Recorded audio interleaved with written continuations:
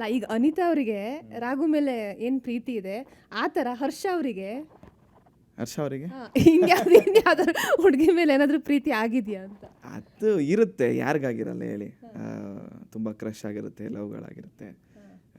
ಅಂದರೆ ಆ ಥರ ತುಂಬ ಸೀರಿಯಸ್ ಅಂತ ಇಲ್ಲ. ಸುಮ್ಮನೆ ಲೈಕ್ ಕ್ರಶ್ ಅಂದರೆ ಈಗ ಜನರಲ್ ಅಲ್ಲ. ಇವಾಗ ಸುಮ್ಮನೆ ಯಾರೊಬ್ಬರು ಬ್ಯೂಟಿಫುಲ್ ಓಯ್ ಚೆನ್ನಾಗಿದೆ ಅಷ್ಟೇ ಅಷ್ಟೇ ಅಷ್ಟೇ. ಸರಿ, ಅಂದರೆ ಪ್ರೀತಿ ಬಗ್ಗೆ ನಿಮಗೆ ಏನು ಅನ್ಸುತ್ತೆ? ಪ್ರೀತಿ ಬಗ್ಗೆ ಏನು ಡೆಫಿನೇಷನ್ ಕೊಡ್ತೀರಾ? ಸೊ ಕ್ರಶ್ ಲವ್ ಎರಡಕ್ಕೂ ಡಿಫ್ರೆನ್ಸ್ ಇದೆ. ಕ್ರಶ್ ಅಂದರೆ ಸುಮ್ಮನೆ ಸಡನ್ ಅಟ್ರಾಕ್ಷನ್ ಅಂದರೆ ನನ್ನ ಪ್ರಕಾರ.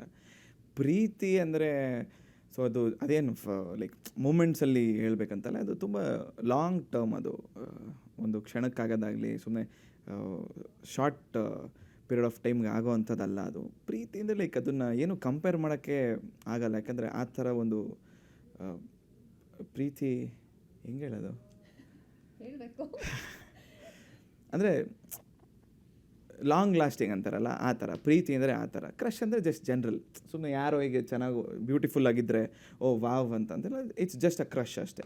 ಪ್ರೀತಿ ಅಂದರೆ ಇಲ್ಲ, ಪ್ರೀತಿ ಅಂದರೆ ನೀವು ಅವ್ರ ಬಗ್ಗೆ ಕನಸು ಕಾಣಬೇಕು, ಪ್ರತಿಯೊಂದು ಕ್ಷಣನೂ ಅನುಭವಿಸ್ಬೇಕು. ಏನು ಹೇಳ್ಬೋದು, ಅವ್ರನ್ನ ನೆನೆಸ್ಕೊಂಡ್ರೆ ಅವ್ರ ಜೊತೆ ಬದುಕಬೇಕು ಅನಿಸ್ಬೇಕು. ಈ ಥರ ಹಲವಾರಿದೆ. ಪ್ರೀತಿ ಅಂದರೆ ಇದು ಯಾ